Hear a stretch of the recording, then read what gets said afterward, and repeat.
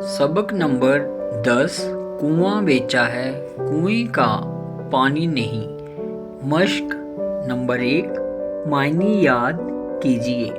फितरत, मिजाज, आदत, अजर, इनाम, बदल, खुदा तरस, रहमदिल, खुदा से डरने वाला, मखलूक, जानदार, अल्लाह का पैदा किया हुआ, वक़्फ़, खुदा के नाम पर दिया हुआ, हस्बे मामूल, आम तरीके के मुताबिक, मुरवजा तरीके के मुताबिक, बदखसलत, बुरी आदत वाला, जिरा, बहस, वाहदा, इकरार, मुनहसर होना, दारोमदार होना। नंबर 2। सोचिए और बताइए। सवाल नंबर 1। कुएं का मालिक कैसा आदमी था? जवाब: कुएं का मालिक चालाक और होशियार था। अपनी अक्ल का वो हमेशा गलत इस्तेमाल करता था। वो इंतहाई कंजूस और खुदगर्ज किस्म का इंसान भी था।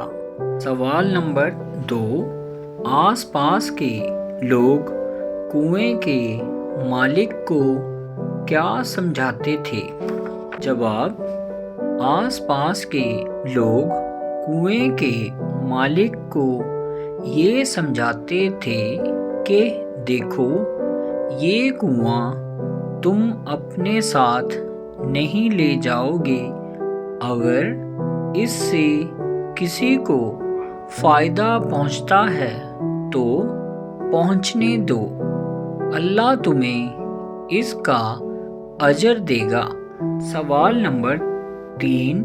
खुदा तर्स आदमी ने कुआं क्यों खरीदा? जवाब: खुदा तर्स आदमी ने कुआं अल्लाह की मखलूक के लिए खरीदा। सवाल नंबर 4। कुएं के मालिक ने लोगों को पानी पीने से क्यों रोक दिया?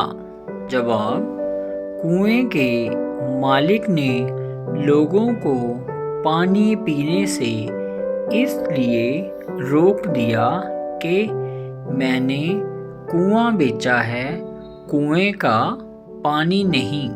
सवाल नंबर 5। कुएं के पानी के बारे में कंजूस ने सखी से क्या जिरा की? जवाब: कुएं के पानी के बारे में कंजूस ने सखी से कहा, जनाब, मैंने कुआं आपके हाथ ज़रूर बेचा है, लेकिन इसका पानी नहीं बेचा। मुआहदे में पानी बेचने का कोई जिक्र नहीं है। कुएं का पानी मेरा है, इसलिए जिसको चाहूं पानी लेने से रोकूं।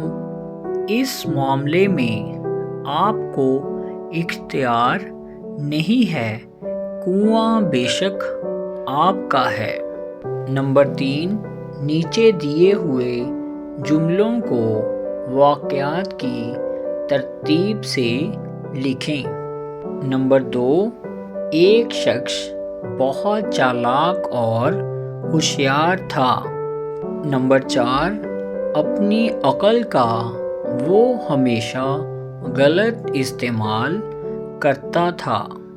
नंबर 1।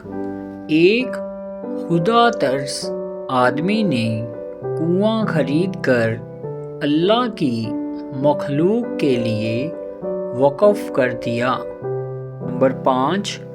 कुआं मैं खरीद चुका हूँ और तुम्हें इसकी पूरी कीमत भी अदा की जा चुकी है। नंबर 3। भाई, ठीक कहते हो, पानी तो खुदा का है, مجھ سے غلطی ہوئی معاف کر دو۔ سوال نمبر 4، نیچے دیے ہوئے لفظوں میں مذکر اور مؤنث پہچانیے۔